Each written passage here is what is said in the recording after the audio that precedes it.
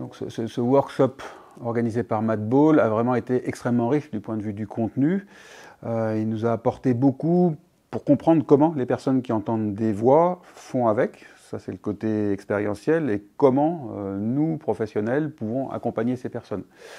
Alors, je ne vais pas revenir sur tout ce qui a été dit et la richesse du contenu. Simplement vous dire que dans mon intervention, qui arrivait en fin de colloque, j'ai voulu illustrer comment, en France aussi, nous privilégions, autant que faire se peut et quand c'est nécessaire, les approches non médicamenteuses.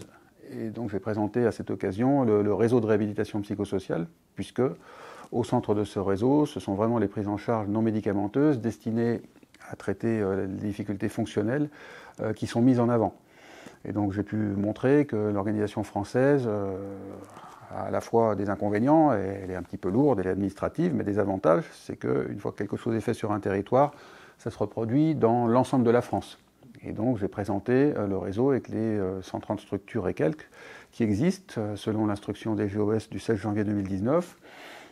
Comment ces structures peuvent permettre de repérer les besoins des personnes par rapport à leur vie quotidienne, par rapport à leurs projets, et leur permettre de renforcer leurs capacités en vue d'améliorer leur autodétermination. Et donc cette présentation a été bien reçue parce qu'elle est originale et aucun pays n'a structuré un tel réseau à ce jour. Donc là où il y a des choses à récupérer dans ce qu'on a pu entendre, c'est les techniques pour mieux accompagner les personnes par rapport à des hallucinations, à des voix ou d'autres phénomènes de ce type-là. Mais je crois que ce réseau offre vraiment une base pour le faire de manière extrêmement large et pour que ça puisse bénéficier de manière égalitaire à toute la population française qui en relève. Les centres effectuent une évaluation qui met en évidence les capacités des personnes, avec une restitution qui est faite de manière à ce que les personnes puissent se saisir des résultats. Et sur les bases de cette évaluation, des outils de soins de rééducation psychosociale sont proposés largement dans tous les centres de France, de manière à renforcer les capacités et à donner plus de chances à la réussite du projet. Et ces outils de soins de réhabilitation psychosociale qui sont diffusés partout, sur tous les territoires, ce sont la psychoéducation, l'entraînement des compétences sociales, la remédiation cognitive et l'accompagnement vers l'emploi.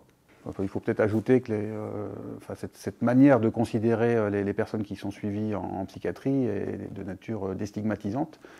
Elle réduit la stigmatisation telle qu'elle peut exister dans la société ou telle qu'elle peut même exister dans la conception et l'appréhension des professionnels, puisqu'elle montre finalement une vision pleine d'espoir, mais surtout elle réduit l'autostigmatisation, c'est-à-dire qu'elle pousse les personnes à ne plus se définir par leurs symptômes, puisqu'elles se décentrent des symptômes, mais à se définir par leurs capacités et par l'expression de leurs capacités et tout ce que cela peut leur apporter de bon. Donc cette vision déstigmatisante est aussi très positive globalement.